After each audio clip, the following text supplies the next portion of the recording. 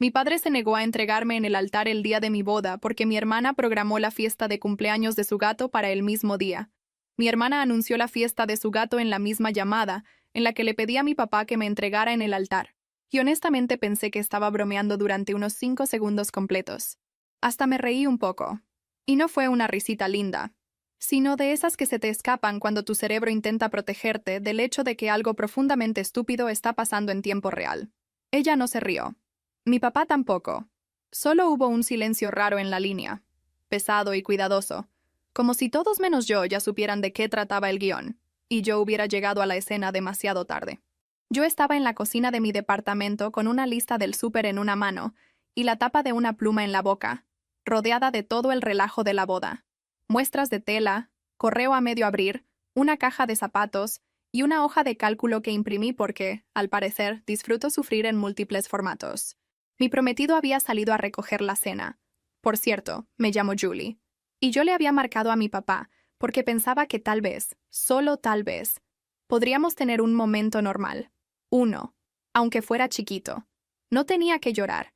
No tenía que pedirme perdón por toda mi infancia. Solo tenía que decir que sí. En lugar de eso, se aclaró la garganta y dijo que mi hermana ya había planeado algo importante para ese día. Yo le dije, ¿importante como qué? Él dudó. De verdad dudó.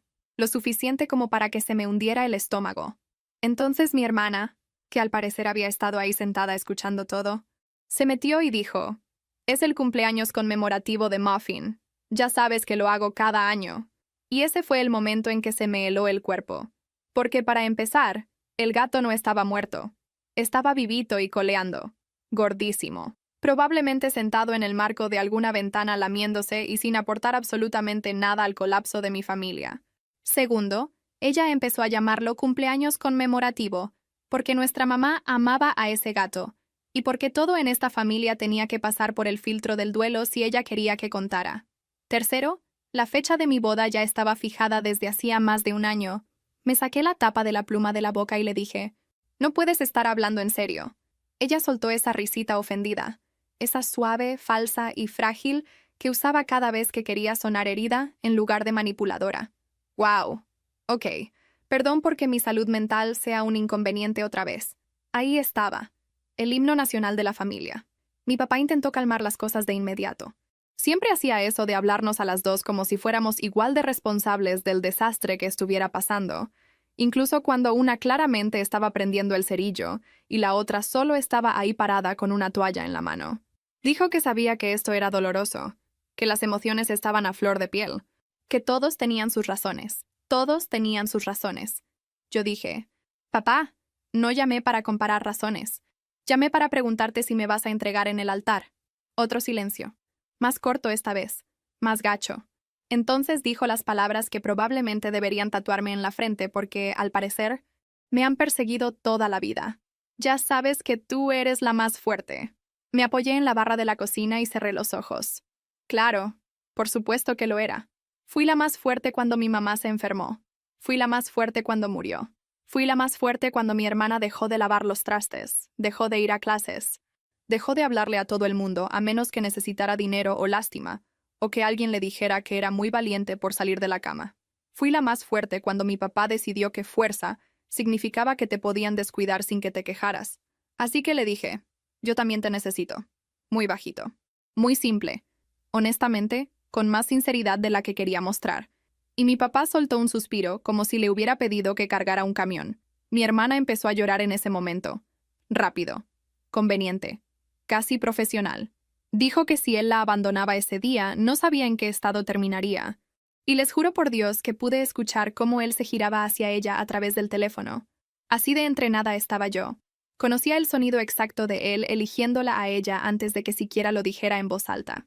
Cuando mi prometido regresó con la comida, yo seguía en la cocina agarrando la barra tan fuerte que me dolían los dedos. Él solo me vio la cara y bajó las bolsas despacio. Colgué la llamada sin siquiera decir adiós. Mi papá me marcó 2 veces. Mi hermana una. Ignoré todo. Luego le conté lo que pasó. No de forma elegante. No de una manera madura, calmada o sanada. Se lo conté a puros gritos de coraje. Caminando descalza por todo el departamento. Moviendo los brazos como si estuviera dirigiendo el tráfico con mi dolor. El gato. El cumpleaños conmemorativo, el discurso de que yo soy la más fuerte, la indirecta de que mi boda, al parecer, podía moverse de fecha por un desfile emocional, centrado en una mascota y construido sobre la memoria de mi mamá. Mi prometido solo escuchó.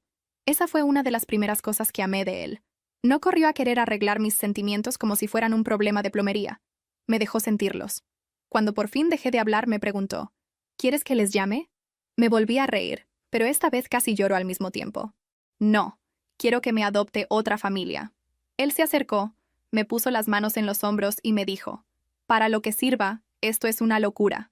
Y ese fue el primer consuelo real que recibí en todo el día. No fue una solución, solo una validación. Sí, esto era una locura. No, no estaba exagerando. Sí, mi familia se las había arreglado para que mi boda se tratara del gato de mi hermana y del fantasma de mi mamá. Lo cual, honestamente, era tan típico de ellos que hasta me impresionaba. Mi mamá murió cuando yo tenía 16 años. Y sé que todo el mundo dice que perder a un padre cambia el clima dentro de una casa, pero eso no alcanza a describirlo. Cambió las leyes de la física en la nuestra. Las cosas que solían estar en equilibrio dejaron de tener sentido. Lo que estaba arriba ahora estaba abajo. La necesidad se volvió poder. La tristeza se volvió moneda de cambio. Mi hermana siempre había sido la favorita de mi papá de una forma obvia pero sutil antes de eso. El tipo de cosas que la gente hace como que no nota porque señalarlo hace que las fiestas familiares sean incómodas. Ella era la delicada, la artística, la que se abrumaba fácilmente. Yo era la práctica, la que se acordaba de las autorizaciones de la escuela, la que llenaba bien el lavaplatos y sabía dónde estaban las pilas de repuesto. Incluso de niña podía sentirlo, esa pequeña y extraña división en cómo nos veían. Sí. A ella la protegían, en mí confiaban, lo cual suena bien hasta que te das cuenta de que, en muchas familias, confiar solo significa dejarte sola. Después de que mi mamá se enfermó, todo empeoró. No fue de golpe. Eso casi habría sido más fácil de entender. Al principio todos estábamos asustados y cansados, fingiendo que las rutinas todavía importaban. Visitas al hospital, comida que traían los vecinos, peleas con el seguro, el olor a desinfectante en todos lados. Mi hermana lloraba mucho, muy fuerte, en cuartos donde otros pudieran escucharla. Mi papá la abrazaba como si todavía tuviera 9 años. Yo lloraba en la regadera, sobre todo porque odiaba que la gente me viera quebrarme. Mi mamá se daba cuenta de todo, claro, incluso cuando estaba agotada, incluso cuando intentaba sonreír a pesar de un dolor que nunca debió haber cargado. Me apretaba la mano y me preguntaba si ya había comido. Me preguntaba si ya había terminado la tarea. Me pedía que le recordara a mi papá lo de los pagos de los servicios. Viéndolo ahora, no creo que su intención fuera hacerme la hija capaz. Creo que ella estaba tratando de sobrevivir, y yo resultaba ser el apoyo más fácil. Pero después de que murió, ese arreglo se convirtió en algo feo. Mi hermana dejó de hacer casi cualquier cosa que la hiciera sentir incómoda. Decía que se sentía mal, o que estaba aturdida, o emocionalmente bajo el agua. A veces le creía, otras veces, para nada. El problema fue que dejó de importar cuál de las dos era la verdad, porque mi papá trataba cada sentimiento de ella como si fuera una emergencia médica. Si ella me contestaba mal, es que estaba en duelo. Si se le olvidaba la renta cuando fue mayor, es que estaba en crisis. Si gastaba dinero que no tenía, es que estaba tratando de sobrellevarlo. Si yo me enojaba por algo de esto, es que yo era muy dura, que era fría, que no entendía que cada persona se rompe de forma distinta. Y miren, yo entiendo eso. De verdad lo entiendo. El duelo puede convertir a las personas en versiones de sí mismas que ni reconocen. Las puede volver egoístas. Las puede ablandar donde no deben y endurecer donde tampoco. Pero el duelo no es agua bendita. No puedes salpicarlo sobre cada mala decisión y decir que es intocable. Mi hermana lo hacía. Mi papá la dejaba. Hubo un año, justo después de que mi mamá murió, en que mi hermana decidió que el gato de mi mamá era básicamente un puente espiritual viviente. Esa fue la frase que usó. Un puente espiritual viviente. Me acuerdo porque casi me ahogo con el puré de papa cuando lo dijo en la cena, y mi papá me lanzó una mirada como si hubiera insultado a un sacerdote. El gato técnicamente era de todos, pero en cuanto mi mamá se fue, mi hermana se adueñó de ese vínculo especial. Empezó a hablarle al gato sobre mi mamá. Empezó a comprarle ropita. Empezó a subir cosas a redes sociales sobre mantener viva su memoria a través de tradiciones. Mi papá se lo tragaba todo. Decía que si esos rituales la ayudaban, debíamos apoyarlos. El apoyo se convirtió en órbita. Todo en la casa empezó a girar alrededor del teatro emocional de mi hermana. Para cuando cumplí 18, ya era muy buena yéndome antes de que empezara una pelea. Me fui a la universidad a otra ciudad y me sentí culpable por lo aliviada que estaba. No fue un alivio de película dramática. No fue de esas de estar parada en la terminal del camión con el sol en la cara. Fue más como dar un respiro profundo por primera vez en años y sentirme molesta porque el oxígeno tuviera el descaro de sentirse tan bien. Mi papá lloró cuando me fue a dejar, y por un momento estúpido pensé que tal vez la distancia nos reiniciaría. Que tal vez sin el caos diario, me vería con más claridad. Que tal vez nos convertiríamos en el tipo de padre e hija, que se eligen a propósito en lugar de solo compartir un apellido y un duelo viejo. No fue así. Nos volvimos funcionales. Esa es la palabra que uso cuando no quiero decir huecos. Nos hablábamos en los cumpleaños, en las fiestas. A veces los domingos en la tarde si él iba en el carro y mi hermana estaba dormida o fuera o temporalmente no estaba en crisis. Me preguntaba por las clases, luego por el trabajo, por el departamento, por mi novio, que después se convirtió en mi prometido. Me dijo que estaba orgulloso de mí un par de veces, siempre con ese tono ligeramente sorprendido que lograba ser amable y raro al mismo tiempo. Como, «Guau, miren, sigues existiendo y eres competente». Increíble. Mientras tanto, mi hermana brincaba de un plan a medias a otro. Trabajos que odiaba, roomies con los que se peleaba, sueños creativos que anunciaba como si fueran comunicados de prensa y abandonaba como ropa mojada. Y cada vez que algo colapsaba, regresaba con mi papá. Él nunca lo llamó solapar. Lo llamaba ayudar a la familia. Un año antes de mi compromiso, ella renunció a un trabajo perfectamente estable para poner un negocio de joyería con una amiga. Sin estudio de mercado, sin ahorros, sin idea de nada. Puros tableros de inspiración, una tienda en línea y la seguridad absoluta de alguien a quien nunca han dejado caerse de nalgas. Les pidieron dinero a los parientes. Hicieron una fiesta de lanzamiento. Subieron fotos de pulseras sobre terciopelo con frases sobre emprendimiento femenino y sanar a través del arte. 3 meses después, todo estaba en llamas.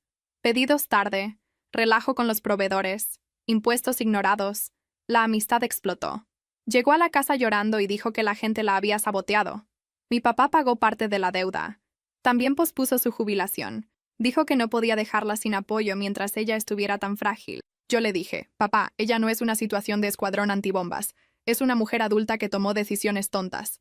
Se quedó muy callado con ese tono de decepción que usaba, como si mi realismo fuera un defecto moral. Siempre haces que todo suene tan duro.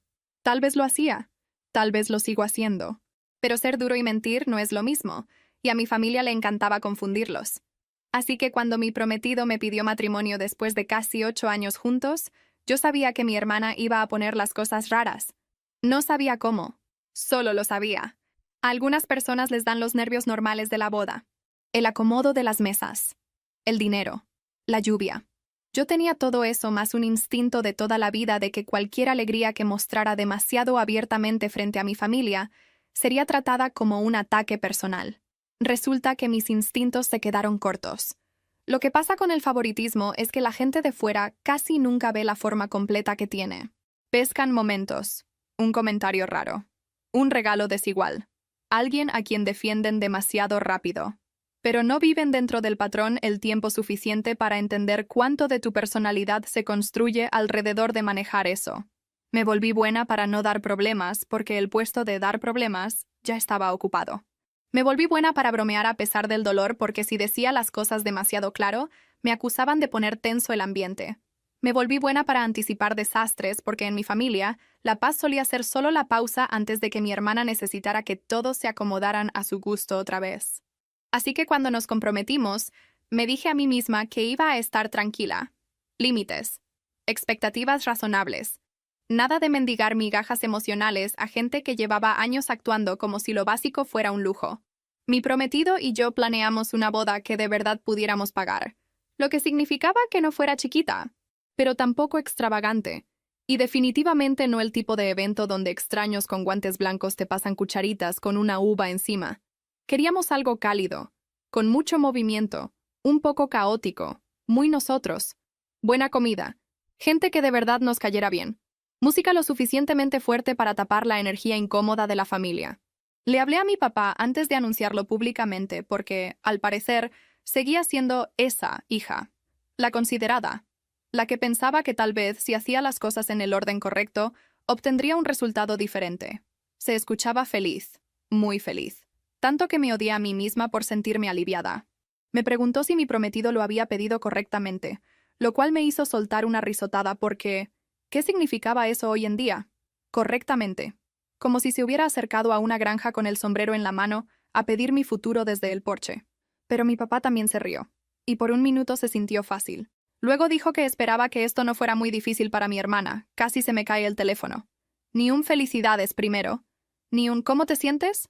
Ni un wow, a tu mamá le habría encantado esto. Directo a mi hermana. Le dije, perdón, ¿por qué mi compromiso sería difícil para ella? Empezó a retractarse de inmediato, hablando del momento y de la sensibilidad y de cómo ella había estado batallando desde que el negocio colapsó. Le dije que no me estaba casando con el ex de ella ni vendiendo su casa, que me estaba comprometiendo. Me dijo que no fuera grosera. Yo le dije que no fuera ridículo. Eso era básicamente nuestra relación resumida en un intercambio. Cuando se lo conté a mi hermana más tarde, se quedó viendo el anillo demasiado tiempo y dijo, «¿Qué suerte tienen algunos?» Eso fue todo. «¿Qué suerte tienen algunos?» Le pregunté qué significaba eso, lo cual definitivamente no debía haber hecho porque ella vive para que la inviten a explicarse mientras finge que no quiere hacerlo. Se encogió de hombros, hizo esa sonrisita fingida, y dijo que algunas personas logran construir esas vidas estables porque todo se les da fácil. De verdad me dio risa porque genuinamente no sabía de qué planeta me estaba hablando. Mi vida no se me había dado fácil. Yo había trabajado. Punto. Trabajos que odiaba. Departamentos baratos. Pánico por la renta. Préstamos estudiantiles. Llorar en los estacionamientos. Todos esos glamorosos ritos de iniciación. Pero en la mitología de mi hermana, el esfuerzo casi no existía. Había gente con suerte. Y gente sin suerte. Y ella de alguna manera siempre era la protagonista de la tragedia. Mi papá me habló esa noche y me pidió que, por favor, no hablara tanto de la boda cuando ella estuviera cerca, que fuera más discreta con ella, como si mi felicidad tuviera que venir con una advertencia de volumen. A partir de ahí, fue una muerte lenta por 1000 cortes chiquitos. Ella subía cosas vagas a una red social sobre la gente que presume su alegría mientras otros apenas sobreviven. Me mandaba enlaces de artículos sobre crisis económicas y deudas por bodas sin ninguna explicación. Una vez me preguntó si no había pensado en simplemente fugarme para que mi papá no estuviera bajo tanta presión. Le pregunté presión de qué exactamente y me contestó, de existir en esta familia como yo lo hago. Lo cual fue impresionante, la verdad. Hacer que mi boda se tratara de su sistema nervioso era un trabajo avanzado incluso para ella. Aún así, mi papá me seguía diciendo que tuviera paciencia. Decía que ella no tenía envidia, que estaba viviendo el duelo por su propio camino. Decía que yo tenía que dejar de tomarme todo personal. Esa frase siempre me calaba, porque ¿cuál era la alternativa? Perdón, leí mal la parte donde mi hermana me resiente abiertamente y mi papá maneja las emociones de ella a costa de las mías. Error mío. Mi prometido veía todo esto con cada vez más incredulidad. Intentaba mantenerse respetuoso, sobre todo porque sabía lo complicada que puede ser la lealtad familiar cuando eres tú la que está adentro. Pero de vez en cuando me miraba después de una llamada y decía con mucho cuidado, «Eso no fue normal». No, no lo era. La recta final antes de la boda se suponía que debía ser divertida. Estresante, claro, pero un estrés normal. El número de invitados, el menú, mi vestido que necesitaba un último ajuste porque, al parecer, a mi cuerpo le encanta cambiar de forma cada vez que se acerca una fecha límite. En lugar de eso, se convirtió en esta extraña situación de rehenes emocionales, donde mi papá seguía actuando como si estuviera atrapado entre dos hijas con necesidades igual de válidas, en lugar de estar entre la realidad y cualquier historia que mi hermana hubiera decidido contar esa semana. Como una semana antes de la boda, le hablé y le pedí directamente que me entregara en el altar. Ya les conté cómo me fue. Lo que no he dicho todavía es que pospuse esa llamada por meses porque una parte de mí lo sabía. Sabía que había una posibilidad de que él, de alguna manera, complicara ese momento. Solo no pensé que lo haría con un gato. Esa parte todavía suena falsa cuando la digo en voz alta. Después de que les colgué esa noche, los bloqueé a los dos y me senté en el piso de mi sala a comer fideos fríos directo del envase, mientras mi prometido me sobaba la espalda. Un comportamiento de novia muy glamoroso. Lloré, luego me enojé conmigo misma por llorar, luego me enojé por estar enojada conmigo misma. Fue todo una espiral. En algún punto dije, ¿por qué me sigo sorprendiendo? Así son ellos exactamente. Él me dijo, porque sigues esperando que esta vez sean diferentes. Qué pesado, qué acertado, qué molesto. A la mañana siguiente, mi papá dejó un mensaje de voz de un número desconocido diciendo que quería hablar cuando todos estuviéramos más tranquilos. Todos. Otra vez, ese lenguaje de igualdad. Esa enfermedad de querer ver los dos lados. No le devolví la llamada. En lugar de eso, me fui a trabajar. Contesté correos. Asentí en una junta y casi me pongo a llorar porque alguien me preguntó si mi papá estaba emocionado por la boda. Mentí. Claro que mentí. La humillación familiar es un sabor muy específico. No siempre sabes cómo servirla en público sin atragantarte. Esa noche le dije a mi prometido la parte que no había admitido del todo todavía. Que pedirle a mi papá que me entregara en el altar no era por tradición, no era simbolismo, era una prueba. Una patética, tal vez, pero real. Necesitaba saber si existía algún día, un solo día, en el que él me mirara y me eligiera primero sin que yo tuviera que ganármelo siendo la que no da problemas. Mi prometido no me dijo que fuera patética. Ni siquiera lo llamó prueba. Solo dijo, y ahora ya lo sabes. Lo odié un poquito por tener razón. Entonces, como el dolor me vuelve creativa de formas terribles, hice algo impulsivo. Le hablé al hermano gemelo de mi papá. No había hablado con mi tío en meses. E incluso antes de eso no éramos precisamente cercanos. Él y mi papá tenían una de esas rivalidades de hermanos de toda la vida, que habían empezado tan jóvenes, que ya nadie se acordaba del pecado original. Tal vez un guante de béisbol, tal vez una bicicleta rota, tal vez solo dos niños descubriendo temprano que el amor se sentía más seguro cuando era competitivo. Para cuando tuve edad de darme cuenta, apenas podían pasar una comida de Navidad sin encontrar alguna forma indirecta de insultarse. La misma cara, las mismas manos, la misma mandíbula terca, pero una energía totalmente diferente. Mi papá era de esos que son malos calladitos cuando querían. Mi tío era malo a gritos. Honestamente, un par de joyitas. Pero yo siempre le caí bien a mi tío. O tal vez solo le gustaba que yo molestara a mi papá por el simple hecho de existir y tener opiniones. Difícil saberlo. Cuando contestó, casi me arrepiento. Estuve a punto de decir que era número equivocado. En lugar de eso, solté. Oye, ¿quieres hacer algo ardido e inolvidable? Se rió de inmediato. Eso sí es una entrada. Así que se lo conté. El compromiso. La fiesta del gato. El discurso de que yo soy la más fuerte. La boda. El rechazo. Esperaba indignación.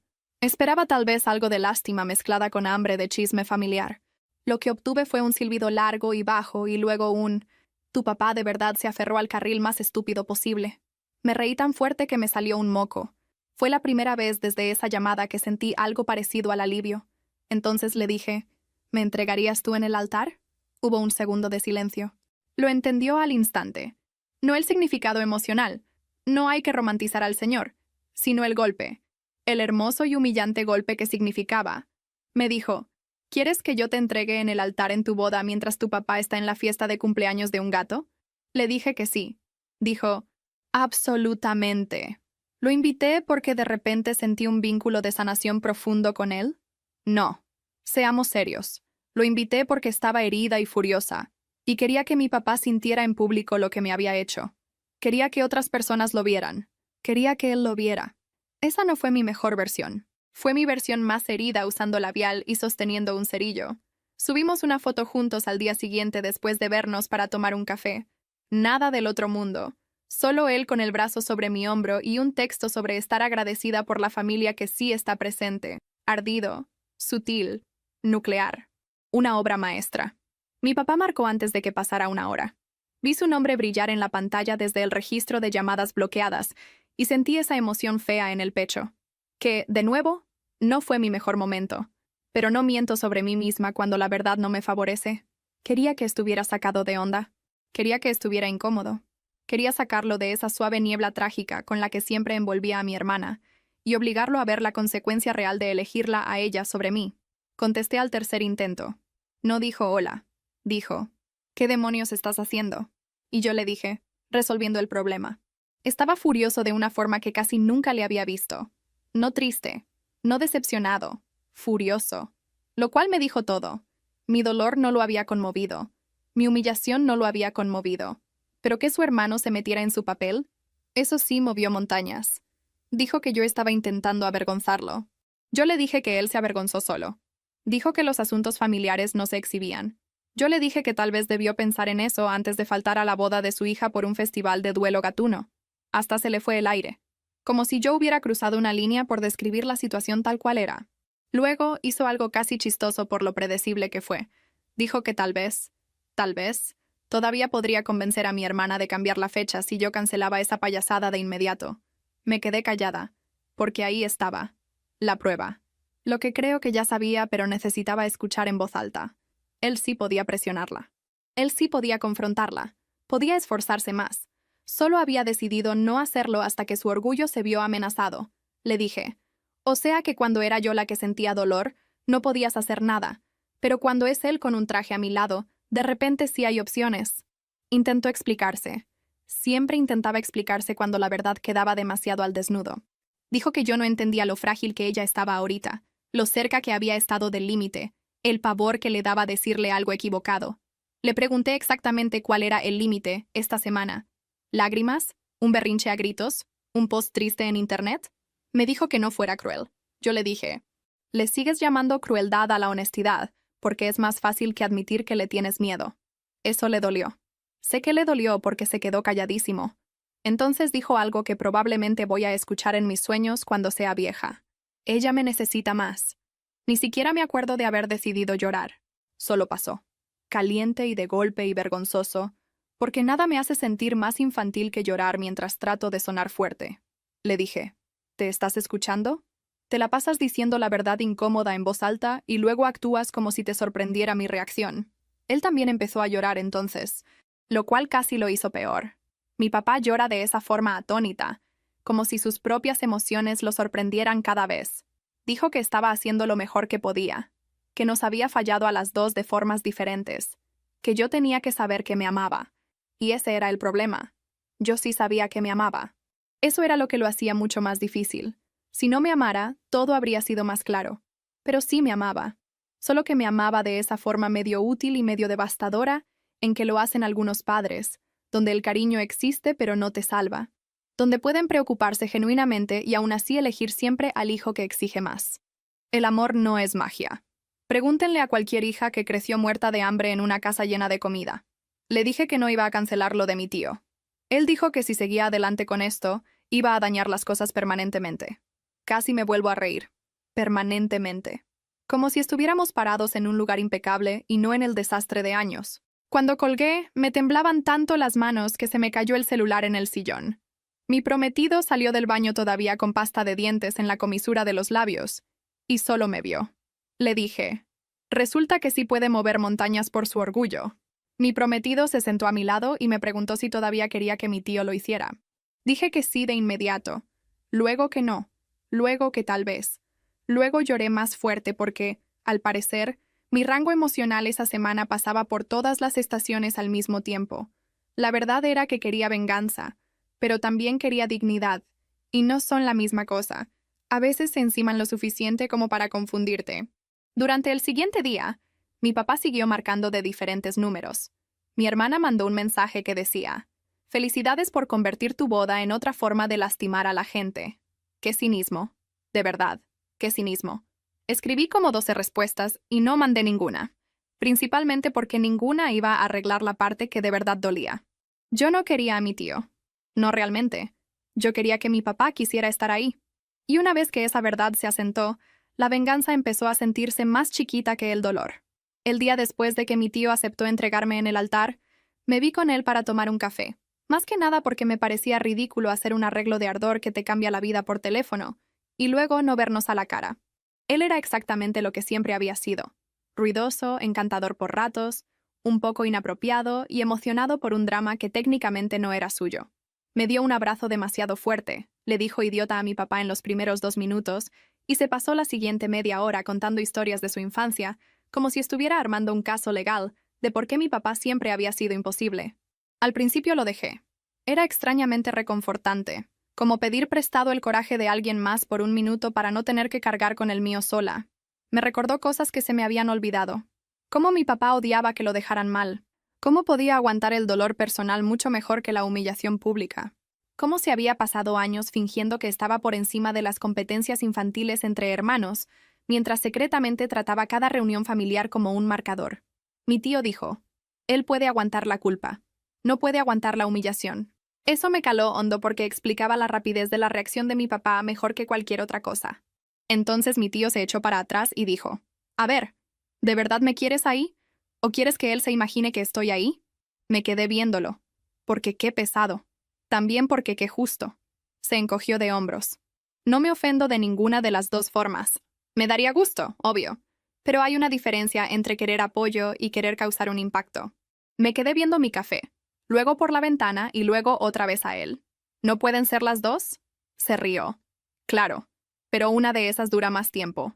Eso me tuvo molesta todo el día porque tenía razón y odio cuando la persona menos responsable emocionalmente en un cuarto dice algo sabio por accidente. Cuando llegué a la casa, mi prometido estaba revisando el acomodo de las mesas con esa cara de concentración que pone cuando trata de poner orden en el caos.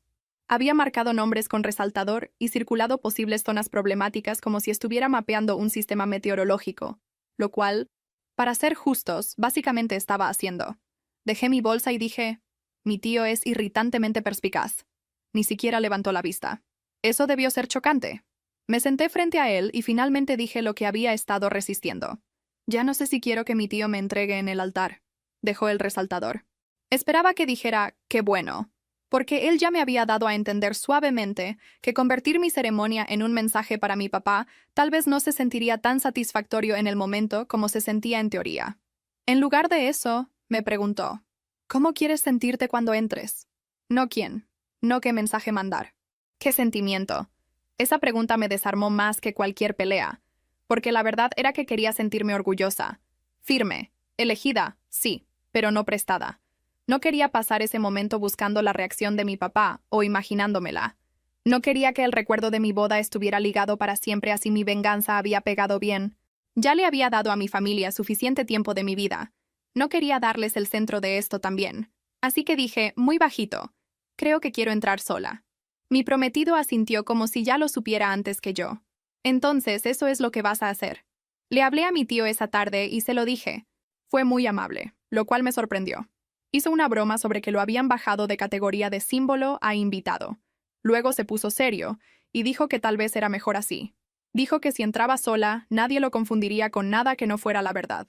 Esa frase se me quedó grabada. Desbloqueé a mi papá lo suficiente para mandarle un mensaje. Le dije que había cambiado de opinión y que entraría sola al altar. Dije que él era bienvenido como invitado si así lo decidía. Dije que esa decisión ahora era totalmente suya, y que si no venía, lo entendería como algo definitivo. Sin regateos, sin dramas extra, sin más discusiones sobre el clima emocional de mi hermana. Solo una elección. No contestó. Ese silencio debió haber sido mi respuesta. Era mi respuesta. Pero la esperanza es asquerosa. Se queda merodeando después de que la lógica ya empacó y se fue. Los siguientes 2 días fueron un borrón de estrés normal de boda, encima de este agujero emocional gigante. Mi mejor amiga del trabajo vino a ayudarme a planchar los vestidos con vapor y me encontró limpiando el baño con rabia a las 11 de la noche. Me quitó la esponja de la mano y me dijo, o te sientas o lloras, pero ya no talles tus sentimientos en los azulejos. Me reí y luego lloré de inmediato, porque al parecer solo hacía falta que alguien me viera con cariño medio segundo para que se me desarmara la cara. No le conté la historia completa a mucha gente antes de la boda. No aguantaba la vergüenza de explicarlo más de una vez. Diversiones editadas. Cosas de familia. Mi hermana está pasando por un momento difícil. Mi papá se está poniendo complicado. Por cierto, complicado es una palabra que es una estafa. Hace que el daño repetido suene intelectual. La mañana de la boda llegó demasiado pronto y no lo suficiente. Casi no dormí. Mi estómago era un puño apretado. La suite donde nos arreglamos olía a spray de pelo, café y nervios. Todos me decían que me veía hermosa, lo cual era muy lindo, pero yo me sentía más como alguien que se había subido por accidente a un escenario sin acordarse de sus diálogos. Mi celular se quedó boca abajo casi toda la mañana. Me decía a mí misma que no lo estaba esperando. Luego, cada 15 minutos, checaba de todos modos. Nada, ni un mensaje de mi papá, ni una llamada, ni un ya voy. Nada de mi hermana tampoco, lo cual honestamente se sentía más amenazador que si hubiera mandado algo dramático. En un punto, mientras alguien me ponía un pasador y alguien más buscaba un arete perdido, Me salí al pasillo sola, solo para respirar. Mi reflejo en el espejo me asustó. Me veía como yo misma, pero más nítida. Más arreglada, obvio, porque el maquillaje es brujería, pero también más vieja de alguna forma. No vieja de edad, sino harta. Harta de esperar. Harta de traducir el egoísmo de otros en tragedias que requerían mi compasión.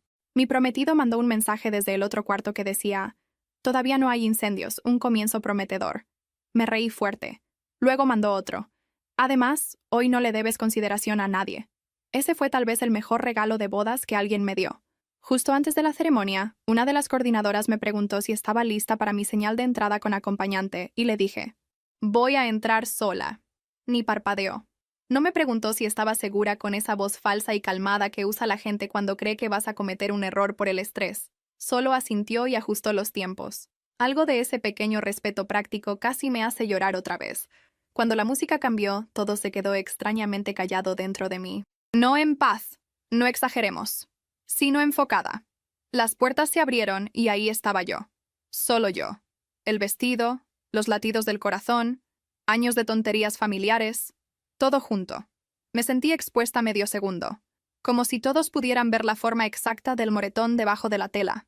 Luego vi a mi prometido al final del pasillo, viéndome como si yo fuera lo único real en el cuarto, y algo dentro de mí encajó en su lugar. Caminé. No busqué a mi papá en los asientos de inmediato, porque sabía que si lo hacía y no estaba ahí, me podría flaquear. Así que mantuve la vista al frente hasta que llegué adelante. Mi prometido me tomó las manos. Estaban heladas. Me las apretó una vez, suave, como un sí privado. Solo entonces eché un vistazo a las sillas. El lugar de mi papá estaba vacío. Me gustaría decir que lo trascendí. No fue así. Un pedazo duro de dolor me atravesó justo en ese momento, rápido y limpio. Pero la música siguió. El salón siguió respirando. Y yo hice lo siguiente. Y luego lo que seguía. Así es la adultez en resumen, la verdad. Estar destrozada pero seguir cumpliendo con tu papel. Nos casamos. Y fue hermoso. Caótico y ruidoso y real y muy nuestro. Me reí durante los votos porque se me quebró la voz. La gente lloró. La comida estuvo buena. Me dolían los pies. Durante ratos largos, de verdad se me olvidó estar desconsolada. Luego, durante la recepción, mi papá finalmente mandó un mensaje. Vi su nombre en la pantalla mientras estaba cerca de la mesa del pastel hablando con una de mis primas, y todo mi cuerpo supo qué era antes de abrirlo.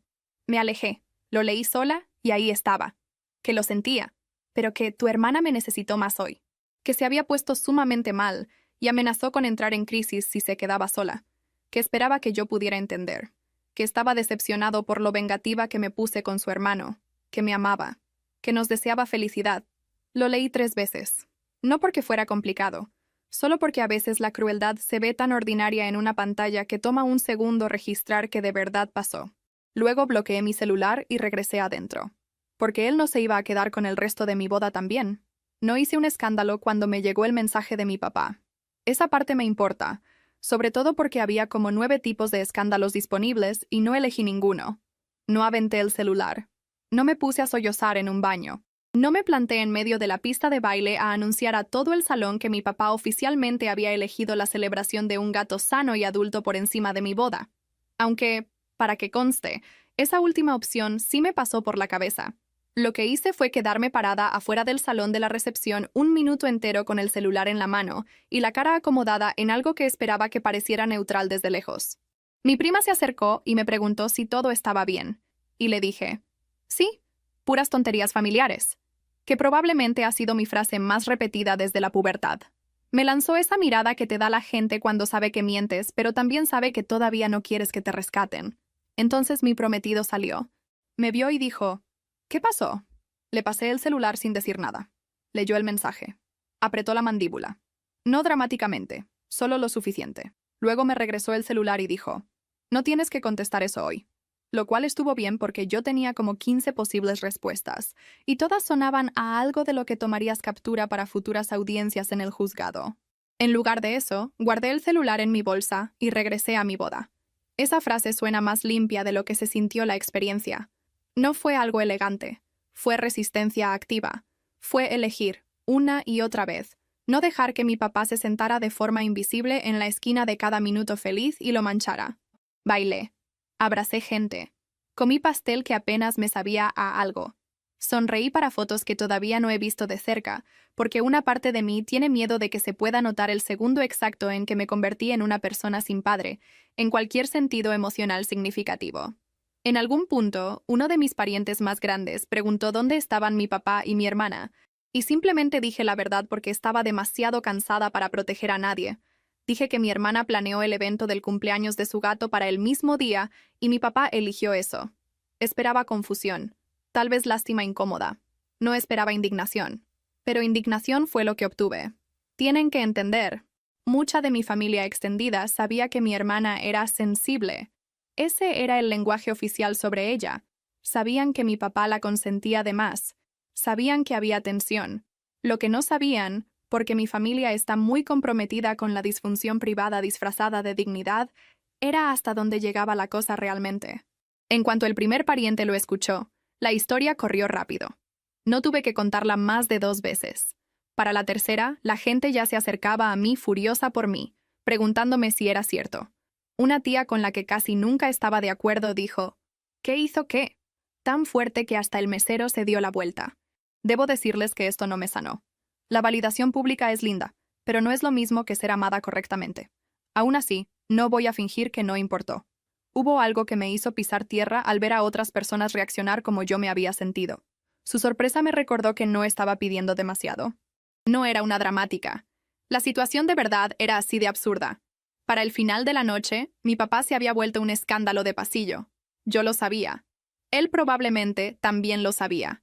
En algún lugar de esa fiesta de gatos, o conmemoración, o cumbre de rehenes emocionales, o como sea que le estuvieran llamando, seguramente le estaban llegando mensajes de parientes preguntándole dónde estaba y por qué. Mi hermana, estoy segura, se posicionó como la herida por mi crueldad antes de que nadie pudiera cuestionar sus tiempos. Ese es su movimiento favorito. Sangrar primero. Adueñarse de la narrativa. A la mañana siguiente desperté casada y hueca al mismo tiempo. Mi esposo. Decir eso todavía se sentía raro. Y medio chistoso, porque el hombre apenas había tenido tiempo de terminar de ser mi prometido antes de que mi familia intentara convertir todo en una tragedia griega con temas de caja de arena. Me trajo café y me preguntó si queríamos leer mensajes juntos o ignorar al mundo por un día. Le dije, vamos a arruinar mi paz de forma eficiente. Así que los leímos. Había mensajes dulces de amigos, fotos, memes de gente que sabía que yo estaba abrumada y trataba de que no me deshiciera. Luego estaban los mensajes de la familia. Algunos eran amables. Otros andaban de preguntones. Otros eran claramente preocupación reenviada disfrazada de inocencia. Supe que hubo un malentendido. Tu papá se escucha destrozado. Tal vez dale a todos un poco de consideración. Ese último casi hace que estrelle el celular contra una planta decorativa. Entonces mi hermana mandó un mensaje largo. Sin hola.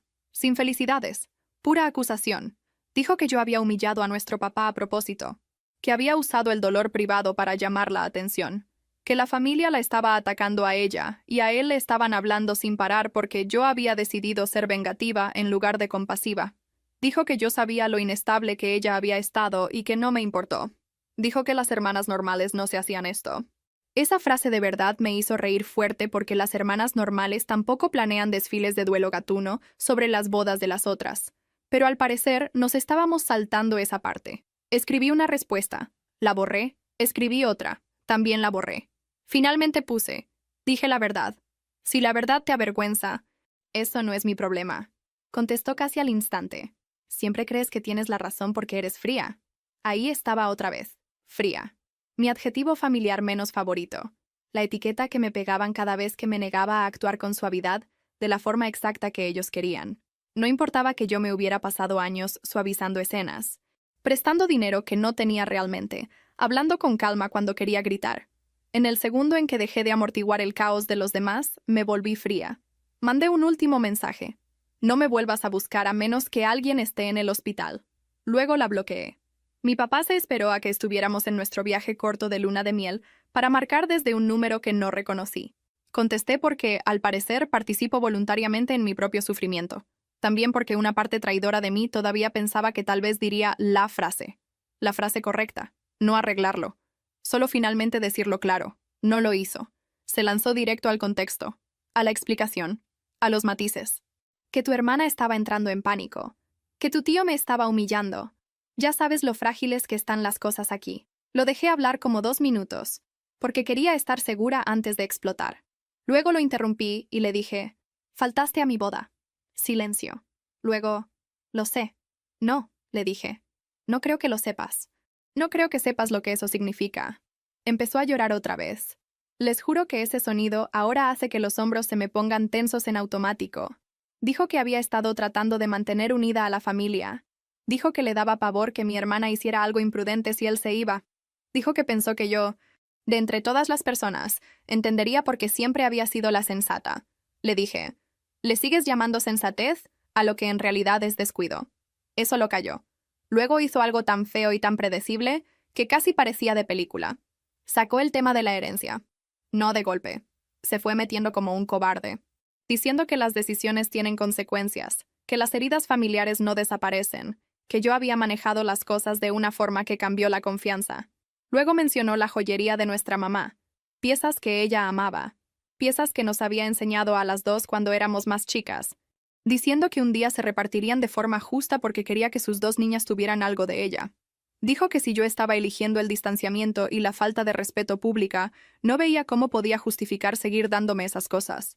Yo estaba sentada en la orilla de una cama de hotel en una bata barata con el pelo mojado escurriéndome por la espalda, escuchando a mi papá usar la joyería de mi mamá muerta como una herramienta de castigo. Sentí que algo dentro de mí se quedó quieto. No en calma. Quieto. Le dije. O sea que de eso se trata. La obediencia compra la memoria. Se puso a la defensiva de inmediato. Dijo que yo estaba torciendo sus palabras, que estaba hablando de responsabilidad y lealtad familiar. Yo le dije, no, estás hablando de control. Estás agarrando la última cosa que ella explícitamente quería compartir por igual, y la estás convirtiendo en un premio para quien te haga la vida más fácil. Dijo que yo estaba siendo injusta. Tal vez, pero no estaba equivocada. Y lo que más me dolió ni siquiera fue la joyería en sí, fue lo que representaba. Mi mamá, con todos sus defectos y todas las formas en que la enfermedad reacomodó a nuestra familia antes de morir, me había visto. Se había esforzado por ser justa. Lo había dicho por su nombre. Y ahora mi papá estaba intentando reescribir hasta eso, como si él fuera el dueño del archivo de su amor y pudiera editar mi acceso. Empecé a llorar entonces, quedito. No fue dramático. Solo lágrimas que se salían porque solo puedes ver cómo te hacen la misma herida un cierto número de veces antes de que tu cuerpo deje de fingir que es algo manejable. Él lo escuchó y se ablandó, lo cual honestamente casi me dio más coraje. Dijo, ya sabes que te amo. Yo le dije, lo sé, ese es el problema. Y por primera vez en toda la plática, no tuvo nada útil que decir. Después de esa llamada, algo cambió de una forma que fue menos dramática de lo que la gente espera y más definitiva de lo que entienden. No hubo un gran discurso. No hubo un momento de cine de ya terminé con esta familia, con manos temblorinas y música de fondo. Colgué. Me quedé ahí sentada con la bata medio abierta y el pelo empapándome los hombros, y me quedé viendo el cuadro feo del hotel que estaba frente a la cama hasta que mi esposo salió del baño y dijo mi nombre 2 veces. Le pasé el celular y le conté la versión corta. Él me leyó la cara antes de leer el ambiente, por decirlo así. Se sentó a mi lado, con una pierna doblada, y escuchó mientras yo le explicaba lo de las joyas. La promesa de mi mamá. La amenaza de mi papá. Mi hermana de alguna manera todavía en el centro de todo como un hoyo negro con cojines decorativos. Cuando terminé, esperaba consuelo. Que me tranquilizara. Alguna frase de que la familia todavía puede recuperarse de cosas terribles. En lugar de eso, me dijo, muy suave, no tienes que seguir demostrando que puedes sobrevivir a esto. Me quedé viéndolo. Él siguió. Llevas años sobreviviéndoles. No les debes seguir dándoles acceso solo porque resulta que eres buena aguantando el dolor. Eso me pegó. Porque esa había sido la trampa, ¿no? Lo de que yo soy la más fuerte. Lo de que soy la capaz. Toda mi familia había construido calladita un sistema moral basado en mi resiliencia. Y yo había ayudado. Había usado la competencia como armadura tanto tiempo que empezaron a tratarla como consentimiento. Ella se deshace, por lo tanto le toca suavidad. Tú te mantienes entera, por lo tanto aguantas un golpe más. Suena casi lógico cuando lo dices rápido. También arruina a la gente. En el camino de regreso del viaje, bloqueé a mi papá otra vez. Luego lo desbloqueé una vez para mandarle un último mensaje, porque, al parecer, necesito el cierre por escrito como alguien que renuncia a un mal trabajo. Le dije que no quería actualizaciones sobre los sentimientos de mi hermana, sus planes, sus crisis o el gato. Dije que si había una verdadera emergencia de vida o muerte, alguien podía contactarme a través de otro pariente. De lo contrario, necesitaba distancia y yo decidiría si eso cambiaba o cuándo. Dije que esto no era venganza, sino protección propia. Luego lo bloqueé en todos los lugares que se me ocurrieron. Ese debió haber sido el final limpio. No lo fue. Porque los sistemas familiares no colapsan educadamente en el segundo en que una persona deja de participar. Tambalean. Estiran la mano. Reclutan. Mi tía habló una semana después diciendo que mi papá no dormía y que había bajado de peso. Le dije que sentía mucho escuchar eso. Hizo una pausa, como si pensara que yo iba a morder el anzuelo y hacer más preguntas.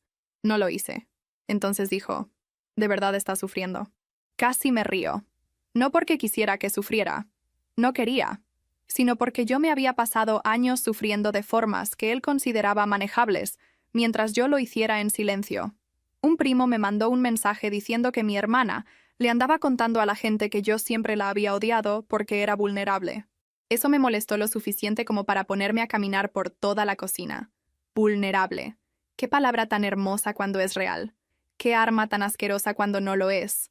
Ella no solo era vulnerable, era controladora, egocéntrica, manipuladora cuando tenía miedo.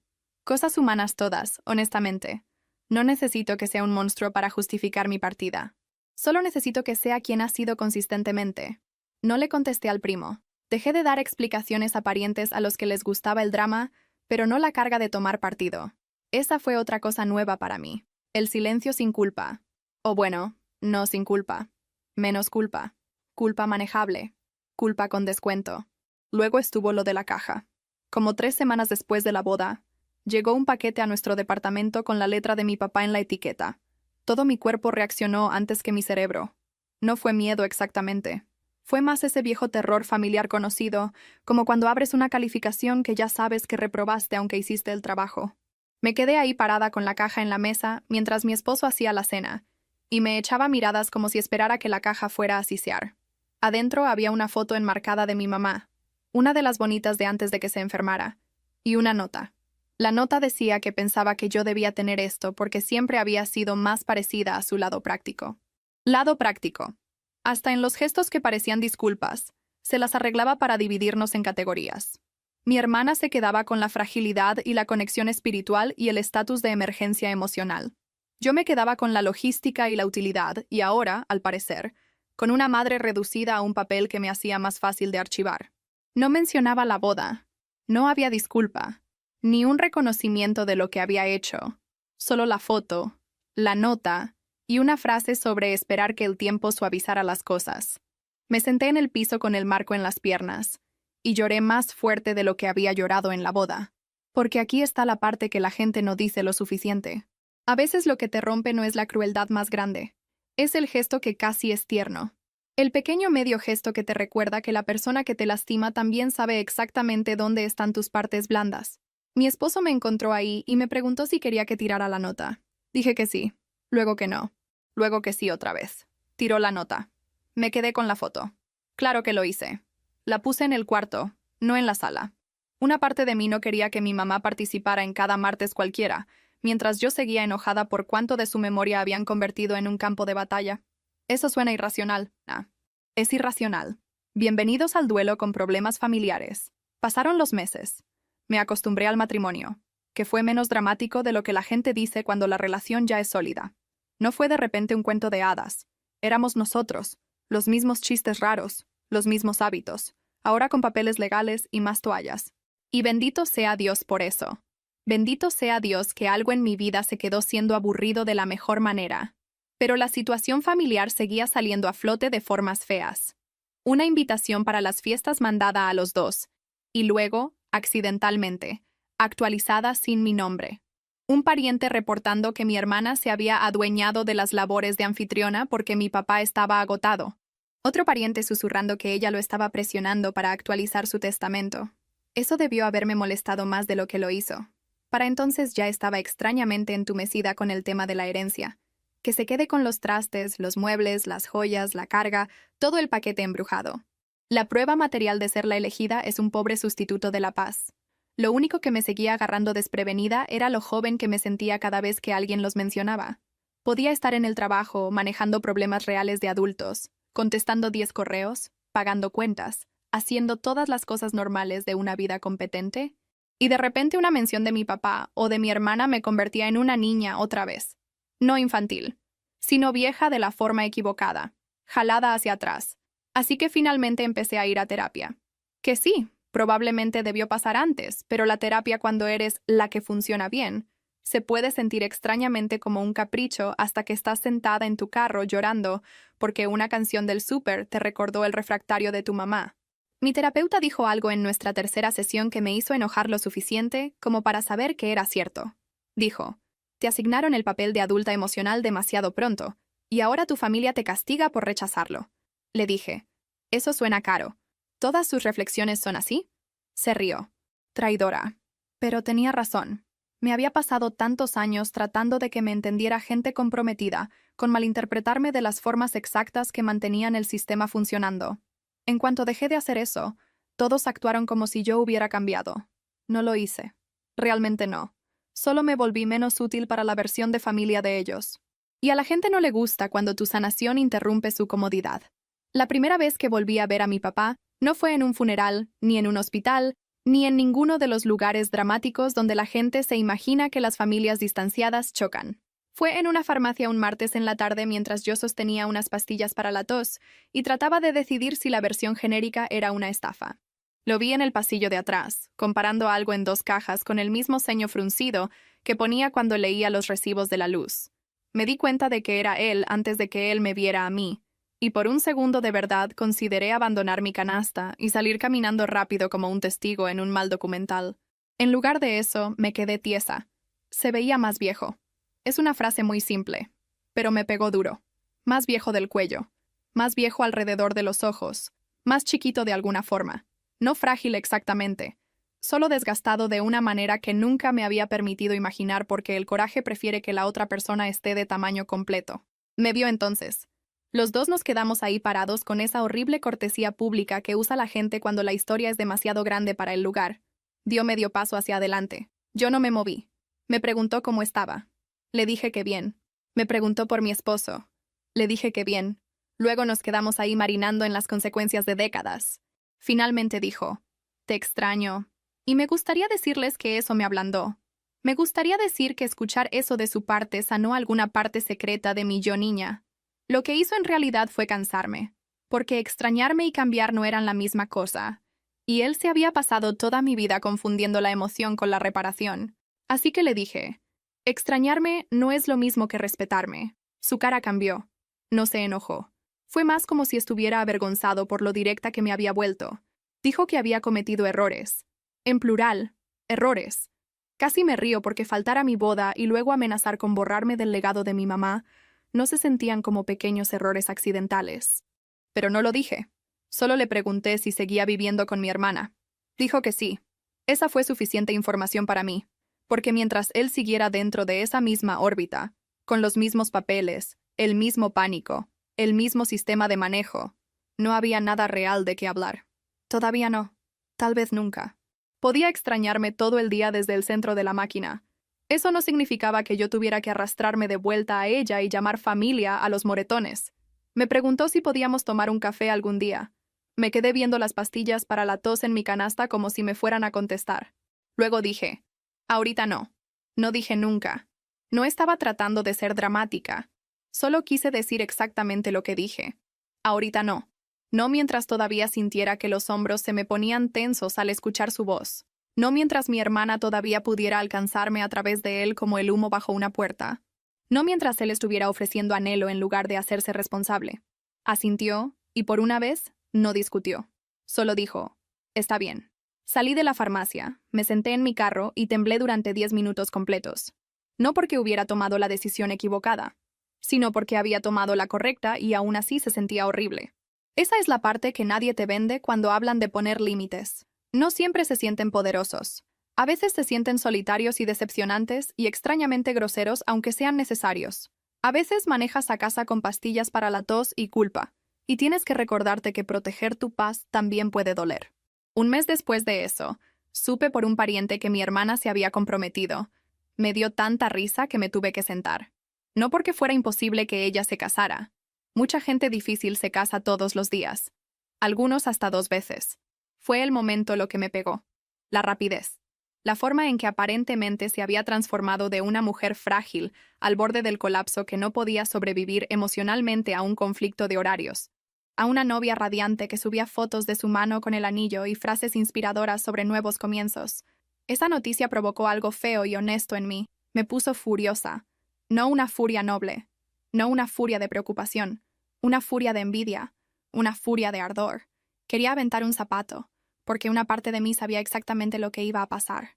Mi papá se iba a volcar en la boda de ella, su proyecto de redención, su segunda oportunidad para actuar la devoción correctamente. Iba a llegar temprano.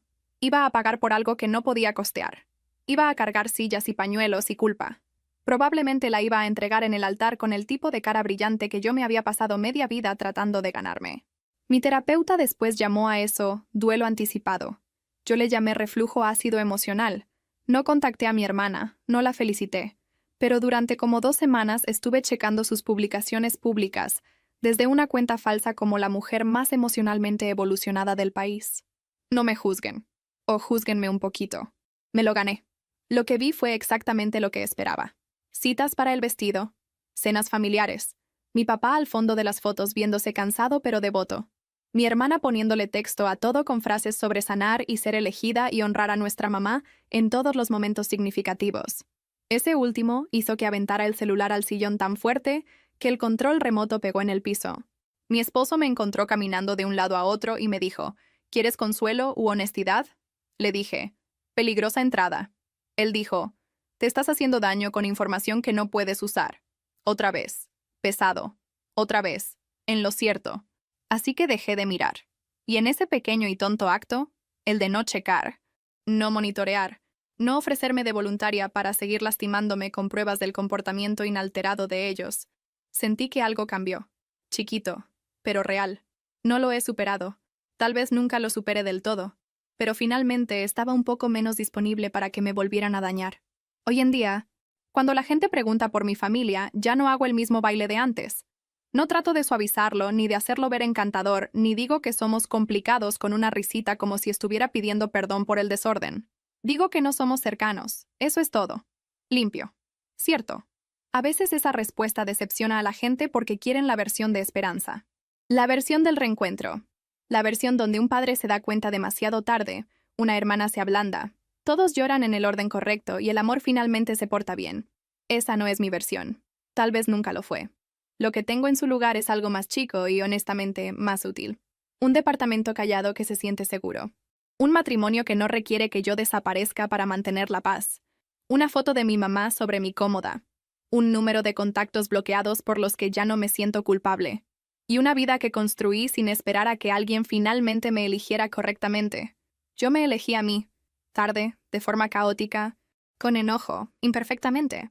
Pero lo hice, y eso ha tenido que ser suficiente.